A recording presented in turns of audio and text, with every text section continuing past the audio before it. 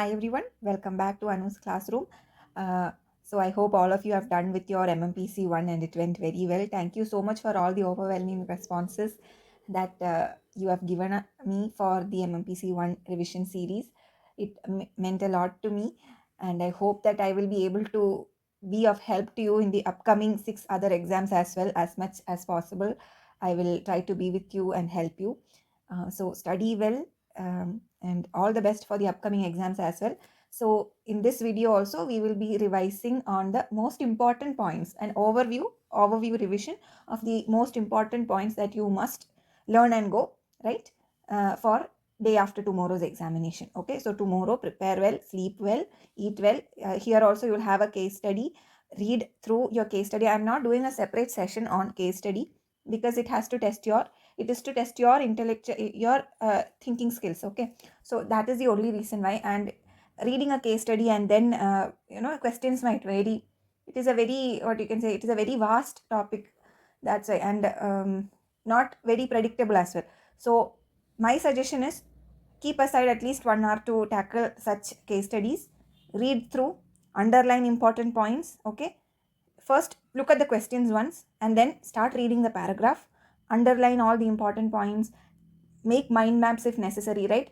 Behind your answer script there is a page for rough work. They've given a page for rough work in your booklet itself. So if at all required, prepare your mind maps as you're reading, right? The important things that you find, catchy things, underline them in the case study itself or write it down in the worksheet, in the work rough work page. Okay, and frame your answers accordingly. Okay, and then write it.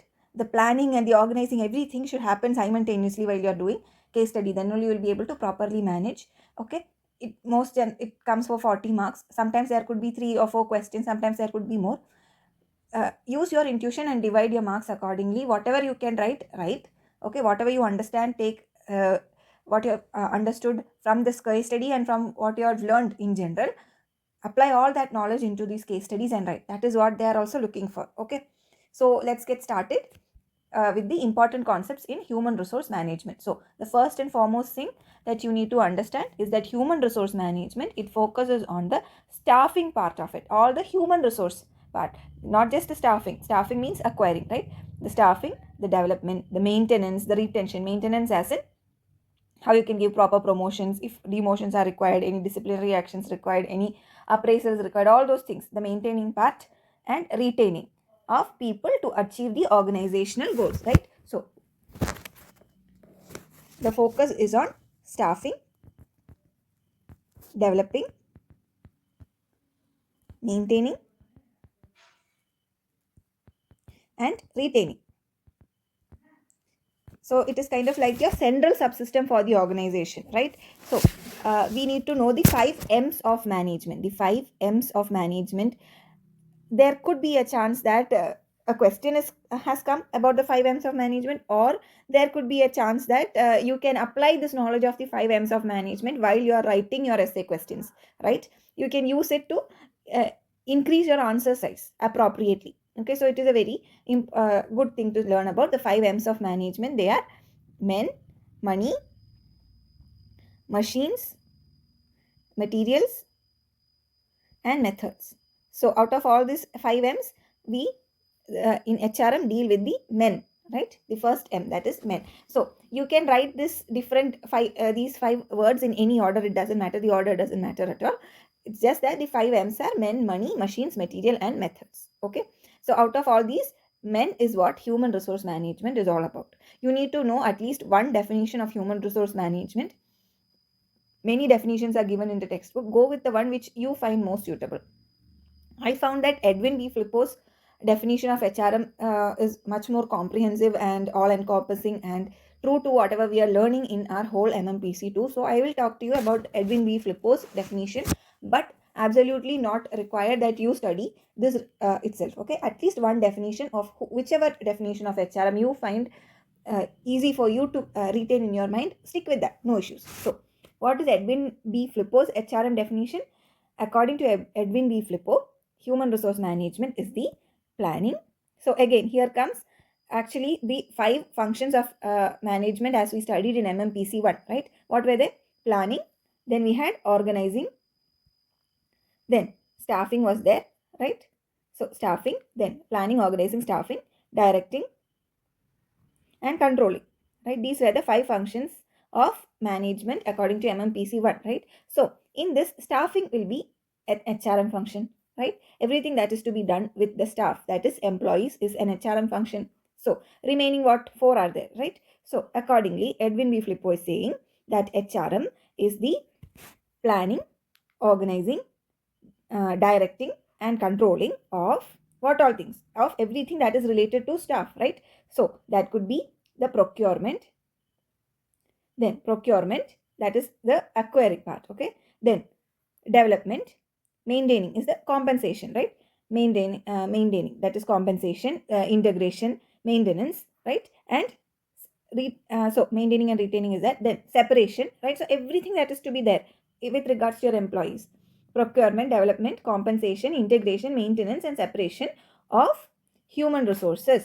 For what? To the end that individual as well as organizational and social, okay, individual, organizational, and social objectives are achieved. Easy. So that is Edwin B. Flippo's HRM definition. That is important. At least study one definition and go. Then yeah, what is the difference between personal management and HRM? We had discussed it while we were discussing the important questions, right? So keep that in mind. Then what are the stages of development of HRM? Like first we had the commodity concept. Think of the slavery, right? Labor was a commodity. Then came factor of production. That is during the beginning of the industrial era. Labor was a factor of production, like land, machine, and all. We needed humans to work. Then came the paternalistic concept, where trade unions and all these things started coming up. And then going further, we have the humanitarian concept, where labor, that is our employees, started being treated as human beings, much because of the trade unions and all their activities itself, right? HRM evolved into much more humanitarian concept. Then came the behavioral concept, where labor is treated as the company's asset. That is the ongoing. And then the future is the emerging concept, that is where laborers are treated as partners in the industry. So this emerging concept is right now applied only for the high level managers, where they are given shares, right? Shares of the company, and not just the salary, right? So that is the emerging concept. So it is good to know. Then the objectives, the need, the importance, scope, all those things definitely you need to know, learn.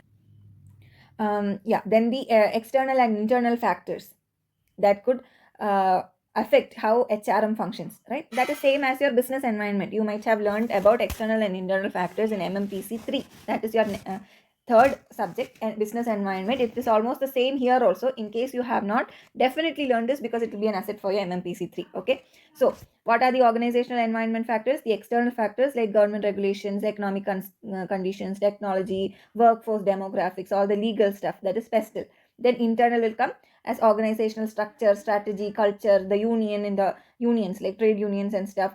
Then the compensation, employee relation, all those things come under the internal factors. So all these external as well as internal factors, they affect how the organization's environment as well as the human resource management as well. Okay, then yeah, the theories of strategic human resource management, that is important. Barney's theory and integration approach, it came as a question in the just previous the last exam. Okay, what is Barney's theory? It has come. I think it was for a short answer question or something, but it had come. So theories of strategic human resource management, please go and learn and go. Barney's theory, what does it say? It says that an organization can achieve competitive advantage through its unique and valuable human resource. So Barney's approach, it views human resources in the organization as unique, okay, unique and valuable assets. Okay. Integration approach, actually, in that it states that the HR's policy, that is human resource policy, and all the practices and all those things that they do, the HR department does, should be in alignment with the overall organizational structure. That is, there should be a synergy or an internal fit between all the departments in the organization. And that is true, right? If the product department wants to expand the product line, but HR department is saying, no, we have budget cuts, we need to cut short the half the employee population, will it work? No, it's going to have adverse effects on the organization, right? So that's what the integration approach is saying, that all the departments should have an internal fit, and HR policies should be, since we are dealing with HRM right now, all our focus should be on from the HR perspective. Okay, we should think from the HR perspective here. So HR policies and practices must be in alignment with the overall organization strategy. So that is integration approach. Now, there are our book is saying about three integrations. Horizontal is there, where all the departments work together. We have a vertical integration where HR and business strategy integrates. Okay, horizontal is department wise. Vertical is with the overall business what you can say trend, or the business's strategies, how the organization as such is going, and the HR practices should match. And then there's a combined integration, which is a mix of both horizontal as well as vertical integration. Okay, so that is important. A few of the challenges that are faced by HR managers, definitely take a look. Like, there are internal challenges like restructuring the culture, outsourcing, downsizing, decentralization, all such challenges. Then environmental challenges are there, that is external and internal, legislation, globalization, the labor demand, supply, work diversity, all those things. Individual, that is from the employees themselves, HR managers face issues or challenges like how they treat the employees, how they handle the development, how they handle the reward system, all those things. Employees insecurities, any kind of grievances, all these things, all these issues from the individual level or the employee level also are challenges to your HR managers, right? If you are an HR manager, this is all the challenges, or you can say some of the challenges from the organization, the environment, and the individuals that you might face.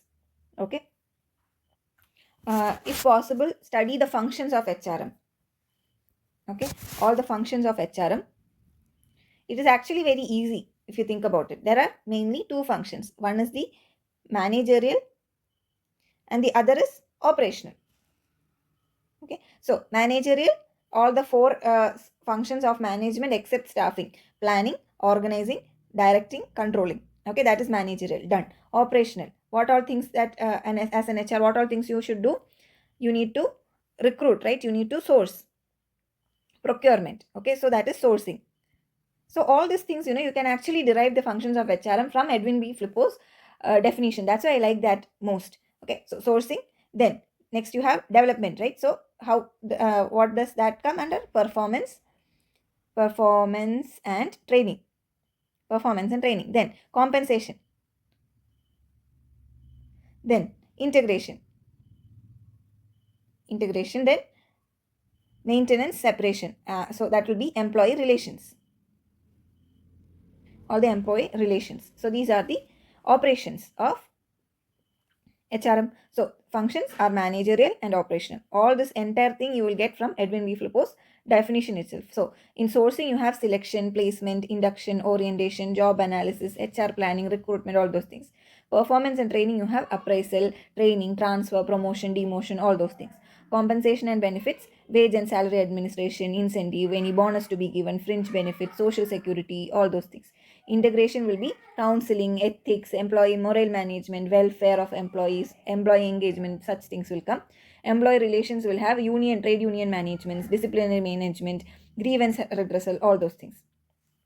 Okay, so those are the functions. Now, when we were doing MMPC 1, I said McKinsey 7S model was important. So here also we have McKinsey 7S model. So if it comes, it is the same thing that you studied in MMPC 1, nothing different. Okay, so according to McKinsey 7S model, we have what you can say corporate vision. Okay, there is a corporate vision, right? Every organization has a vision and a mission. So the corporate vision can be divided into two sets of S's. Okay, totally 7 S's. We have hard S and soft S. Okay, hard S includes the strategy, structure, system.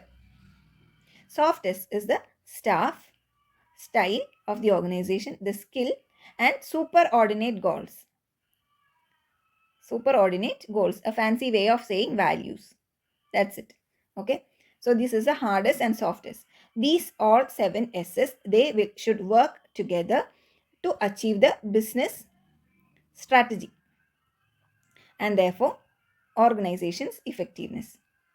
So this is McKinsey's 7S model. Okay, good if you can keep this in mind. Then here also we have Maslow's theory of hierarchical needs, McGregor's theory, X theory, Y is there, Heisenberg's two-factor theory is there, McClelland's need theory is there. All these things come in MMPC 2 as well.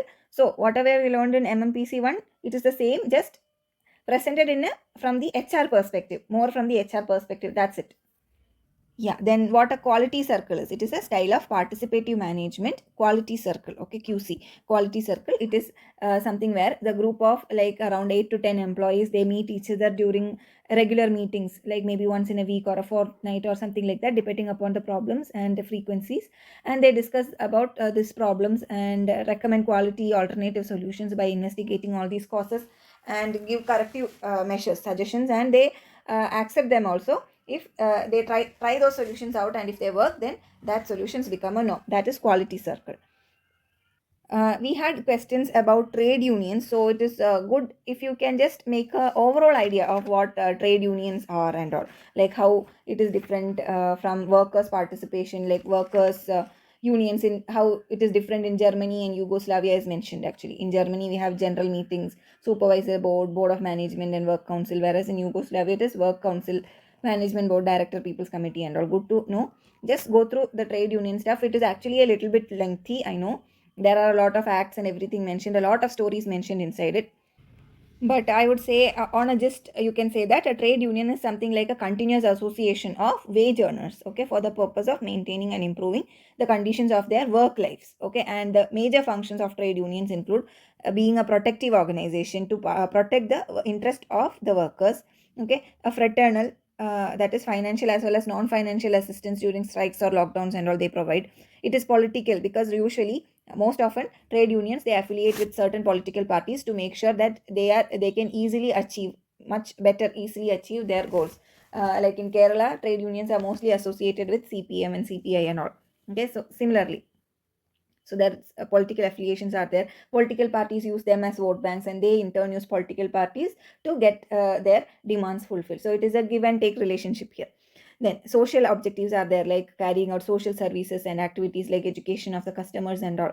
Okay. Then a few objectives would be to make sure proper wages and salaries are given, working conditions are made, welfare activities are taken care of, personal policies, employee-employer relation, safeguarding organizational health and interest of the industry, negotiating, all those things. So even though these are the roles of the trade union, but most often what happens is that trade unions, how they work generally, what happens is that things don't go well between the trade unions and the organizations, right?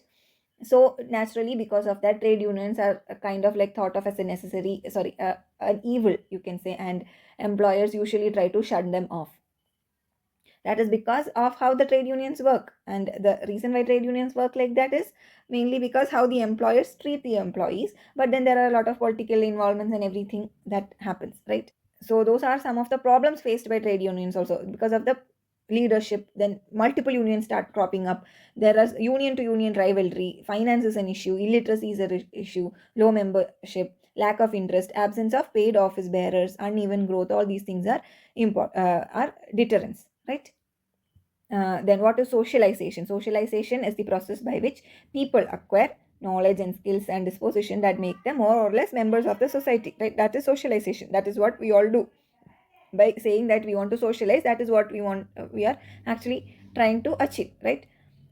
So one of the most important periods in say the adult socialization is when individual is on the boundary of a new organization, right? So we have, like when we are freshers, we have our own individual values and beliefs and attitudes and patterns, all those things. And when we are going into the organization, that organization will have its own culture and values and everything.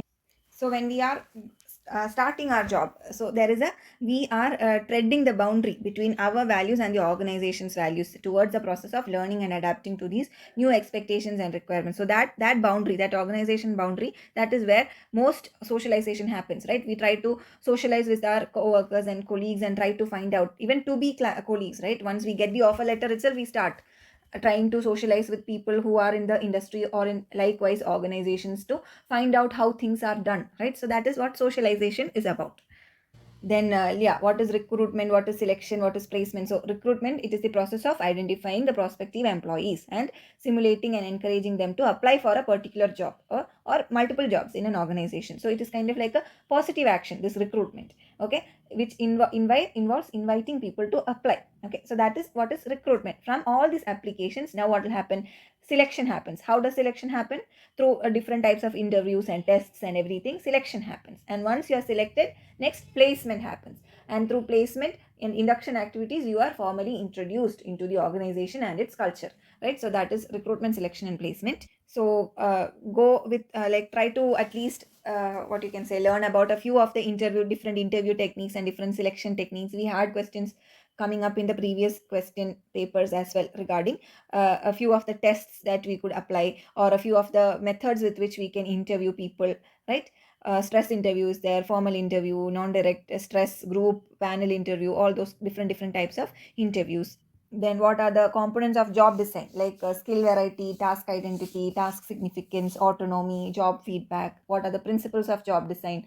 There should be span of control, accountability, responsibility, autonomy, influence, all those different things. Then the HR management cycle, like it starts from designing of the job. So the HR management cycle is there, HRM cycle. So it starts with the design of the job. Then we classify the jobs into different classifications or evaluate them. Then we go with the recruitment process. We start with the recruitment process. Once we have recruited, we staff. That is the placement activity, right? Then the staff will get trained. Then according to their training, according to their performance, we do the appraisals. Then we also manage, right? Depending upon how they are performing, we give them appropriate appraisals, and also we have to manage their performance as well. And accordingly, again, depending upon the future requirements, again we have to design the new jobs or new description. So like that, this circle repeats itself. So this is the HRM cycle. Then HR gap analysis, like how can you analyze the human resource gaps in the organization through comparison charts, right? Comparison chart which compares between how much resources with what all skills do we have, and how much do we require in the future, and what is the difference between the requirement and that is the demand and the supply we have. So that is compensation chart, reconciliation of demand and supply, all those things. Okay. Then a few problems in HR planning, like really loves to ask you what are the challenges you could face, what are the problems that you could face, all those kinds of issues, like we said, right? Barriers of communication, like or what all barriers you could face, all these kind, and how you can overcome them. Really likes to ask you such questions to test how you would function as future managers, right? So problems in human resource planning, like inaccuracy, employee resistance, uncertainty, ineffective information system, time, expense, and then how can you make it effective? Make sure that your HR planning processes are tailor made for your organization. Give appropriate time, adequate organization. Top management should support HR activities. Make sure people participate. Information system should be strong. There should be a well balanced focus. So all those things, and make sure you give ample amount of examples also along with your questions. Giving examples is very important. Then again, the different levels of human resource planning, like national, sectoral, industrial, and unit wise planning. What is the process? First we have to inventory, then we have to do the demand forecast, then we have to see how much supply we have, that is supply forecast. Then we have to match the demand and supply, and then to make sure that the demand and supply are equal, we have to create action plans. Definitely we should not have shortages or surpluses, right? Surplus people on the deck who are not being utilized means cost, unwanted cost to the organization should not happen. Not enough people, again a big problem, because you don't have enough hands on the deck, that is again a problem. So what are the needs? Why do we need human resource planning? What is human resource planning? It is the strategy for acquisition, utilization, development, as well as retention of human resources in an enterprise. Make sure for each of those functions of HRM, right? Each of those functions, a block or at least a unit is given. So make sure you understand what that is. How, if at all a question comes on any of these topics, right, the answer should, I would say, you can start the answer by stating that definition or stating how the process reaches there. It is a good place to start. As an introduction, you can write that. Okay. Then regarding grievance handling, like what is the process of grievance handling? We have an aggravated employee. Then depending upon the level of occurrence, either that aggravated employee, they'll first reach their supervisor, then it will go to the middle management and top management. If things are not going well, then definitely that employee would go and talk to a union representative. That union representative will present the matter to the union office bearers, and then matters will go to the union president or the general secretary. The union representative and the supervisor may have a meeting, or the union office bearer and the middle management may have a meeting. The union's president or general secretary can meet with the top management, and finally there will be a conciliation or arbitration, right? Now, what are some of the features of a good grievance handling? What are some of the prerequisites? It should be fair, prompt, simple, like that. What are some of the pitfalls? Sometimes what happens is that we stop the search for grievance or how to handle the grievance very easy, very fast, by after getting a few facts itself we stop, right? Proper records may not be maintained, right? Opinions may be expressed before gathering all facts. Maybe a wrong grievance itself could be addressed. So all those things are pitfalls. Some of the few forms of grievances, like it could be factual grievance, that is a legitimate action or a legitimate need of the employee may be remaining unfulfilled, like for example, uh, maybe a pay rise, they are not getting paid enough according to how much work they are putting. It could be imaginary, which rises out of wrong perceptions or the wrong attitude or wrong information to the employee. Like for example, there is a news that circulating that there is going to be some depression or some kind of a economic downtrend is going to happen, and you're going to lose your job, or people companies are going to start layoffs. So that is imaginary. Maybe the company might not have any plans for it, but hearing the news, the employee might think that, oh my god, I am going to lose my job, and that itself will create a grievance in his mind. His performance would affect. So that is actually an imaginary grievance because it has not yet happened. A company itself has started or is not planning for any layoff, but the employee is feeling that they might get laid off. That is a imaginary grievance. Disguised grievances which arise out of reasons that is not unknown, that is not known to self. Okay, like for example, sometimes we feel, right, we don't know what, we can't apparently find what is the reason, but we feel some kind of a tension inside us, right? There might be some reason, but we don't know, we are not able to pinpoint why exactly am I down today. So that is also a type of grievance. It happens in the workplaces as well. So that is a disguised grievance. Okay. So a few causes and effects of grievance is good to know, because grievance questions related to grievance come up. Sometimes even in the case study, from the case study point of view also, you might find that learning about this grievance handling or trade unions, performance appraisals and all could be good. Because the last case study that came in the last term and examination actually was talking about, I believe, if I remember, it was something like performance appraisal or something like that, like grievance handling or some situation like that had come up, and we were asked to find out how you will handle that situation. So in today's case study also, in MMPC 1 also, you might have noticed, right, the questions ask about how you would behave, or how, do you think whatever happened in the case study was right or not? State your opinion. That's how case studies are created, right? It is to know your opinion or how you would behave in situations like that. It is kind of like trying to simulate some sort of a practical environment for you guys.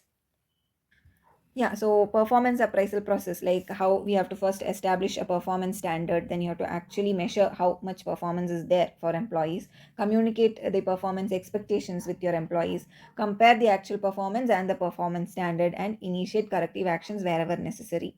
So performance appraisal process, why performance is important, what are the different ways in which performance appraisals are done, like critical incident method or checklist, graphic rating scale, at least a few of them. 360-degree feedback is there. Yeah, 360-degree feedback, please learn and go. Okay, what is 360-degree feedback? So at least a few performance appraisal methods, no, keep learn and go. Okay. And then career development also, like what are the processes of career development?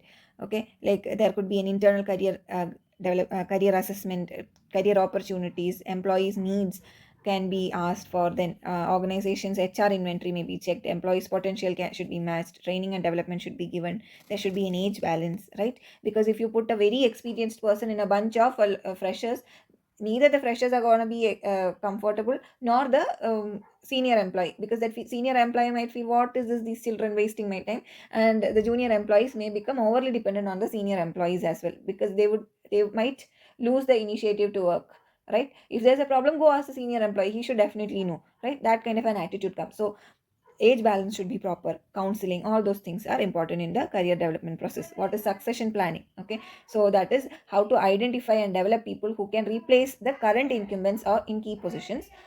Maybe if they are retiring and going, or maybe they got a job change and they're leaving the organization, whatever reason. Okay, if there is a requirement for a replacement, then there should be ample amount of people who are trained to be replaced at short notice, right? So that is succession planning. So those are the few things that you should learn and go. So all the needs, scope, functions, the challenges, how can you make the processes effective, these kind of things, notice and go. Okay, so yeah, then the fourth industrial revolution, that is business 4.0, that is happening right now. Okay, like internet of things, artificial intelligence, virtual reality, all those things, right? We all know, right? The metaverse is a thing now, though it is not as hyped up as Facebook actually thought. But metaverse, that is virtual reality, then the Tesla, all those things, right? That is the fourth industrial revolution. Just make a general idea of it, in case a short answer question or a short note comes, you should be able to know. Then what else? What is a participative decision making? That is helping, what you can say, employers, no, employers helping employees or encouraging them to share or participate in organizations decision making. That is participative decision making. What are the advantages? It increases the term team morale, collaboration, employee retention, all those things, right? Then the human development resource system, that is all the functions of HRM that we discussed, right? Then functions of trade union, again we discussed, all those things are important. So human resource planning has come up over and over in multiple question papers. Human resource planning, I would say, please study and go. The features, the steps, the objectives, all those things. Okay. Yeah, so that is it. I thought it should be a half an hour video, but it has slightly extended. Bear with me, please. So these are a few important topics. I just brushed through everything only. So tomorrow we will not be uploading any videos. With this, we are concluding MMPC 2 for now. Any doubts, please let me know in the comment section. I will try to, what you can say, I'll try to give you the answers as much as possible to the best of my ability. All the best. Study well. Have all the required things with you while going for the examination. Let me know after your examinations how it went. Okay, so all the best. See you in the next video. Bye.